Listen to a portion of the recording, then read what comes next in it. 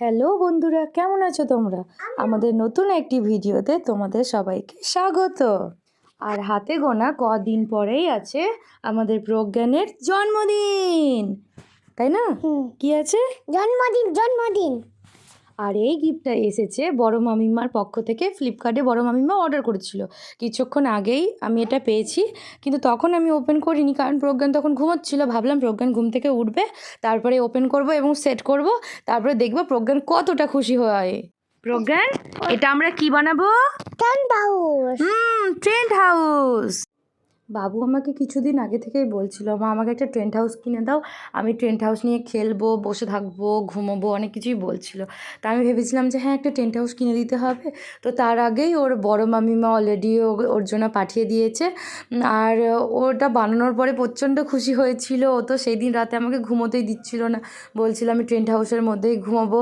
আর প্রচণ্ডই আনন্দ পেয়েছিল জিনিসটা পেয়ে, আর সেটা দেখে আমরা সবাই খুশি হয়েছিলাম।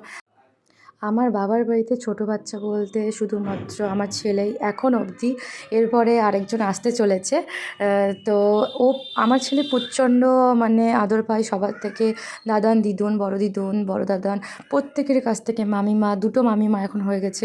তো সবাই ওকে প্রত্যেকে মানে প্রচণ্ড ভালোবাসে। তো সেই জন্য আমি ছোটো ছোটো একটা করে ভিডিও বানিয়ে ইউটিউবে রেখে দেবো। ও যখন বড় হবে তখন দেখবে ওকে প্রত্যেকে কতটা ভালোবাসতো। তাহলে ওই ভালোবাসাগুলো দেখে প্রত্যেকের জন্য ওর সম্মান জন্মাবে। ও প্রত্যেককে বড় হয়ে প্রত্যেককে সম্মান করবে, ভালোবাসবে। আমরা সবাই মিলে লেগে পড়েছিলাম টেন্ট হাউসটা রেডি করার জন্য। তো প্রথমে আমাদের কাছে ওর স্ট্রাকচারটা ছিল না, ওই জন্য বুঝতে পারছিলাম না কীভাবে তৈরি করতে হবে। তারপরে বড় বৌদিকে বললাম যে স্ট্রাকচারটা পাঠাও, ও আমাকে পাঠালো। তারপর আমরা সবাই মিলে, আমি, আমার ছোটো মামা আছে, আমার বড় মামা আছে, আমার বড় মামার ছেলে তোজো, আমার মা, বাবা, প্রজ্ঞান, প্রত্যেকে মিলে তারপর টেন্ট হাউসটা আমরা রেডি করি। আর টেন্ট হাউসটা রেডি হবার পরে প্রজ্ঞান প্রচণ্ড খুশি হয়ে গেছিলো।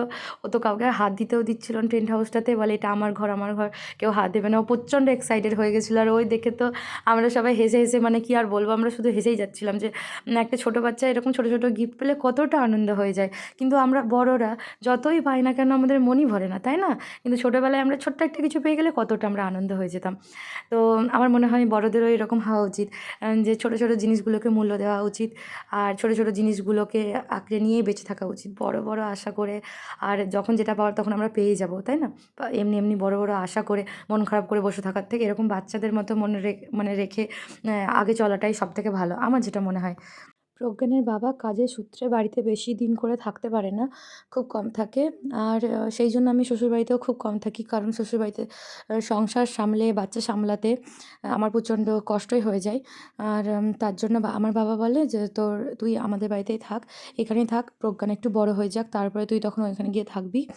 আর সেই জন্য আমি ম্যাক্সিমাম টাইমটা বাবার বাড়িতেই থাকি। কদিন পরে প্রজ্ঞানের জন্মদিন, আর ওই নিয়ে আমরা প্রত্যেকে প্রচণ্ড এক্সাইটেড। প্রথম জন্মদিন যেটা হয়েছিল প্রজ্ঞানের, সেটা আমার বাবার বাড়িতেই হয়েছিল। আর এরপরে যেটা দ্বিতীয় জন্মদিন হয়েছিল সেটা আমাদের শ্বশুর বাড়িতেই হয়েছিল।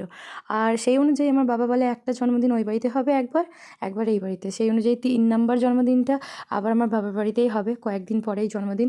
তো তার জন্য আমরা এখন থেকে প্রচণ্ড এক্সাইটেড, জন্মদিনে কী মেনু হবে, আর কীভাবে প্রজ্ঞানকে সাজাবো গুছাবো, কেকটা কীভাবে বানাবো। আমি নিজেই কেক বানাই, তো কেকটা কীভাবে বানাবো, তো সব কিছু নিয়ে আমরা প্রচণ্ড এক্সাইটেড। ও আগে থেকে বলে দিয়েছে ওর জন্মদিনে কীরকম কেক বানাতে হবে, কাদের কাদের নেমন্তন্ন করতে হবে। কয়েকটা দিন আগেই ওর ডাক্তার মামার বিয়ে হয়েছে, আর ডাক্তার মামিমা এখন মোস্ট ফেভারেট ওর। তো ও প্রচণ্ড ভালোবেসে ডাক্তার মামিমাকে বলেছে, ডক্টর মামিমা প্লিজ আমার জন্মদিনে আসবে।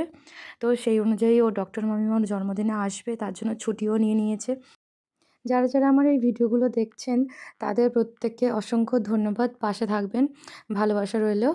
প্রজ্ঞানকে জন্মদিনে উইশ করবেন এবং আশীর্বাদ করবেন।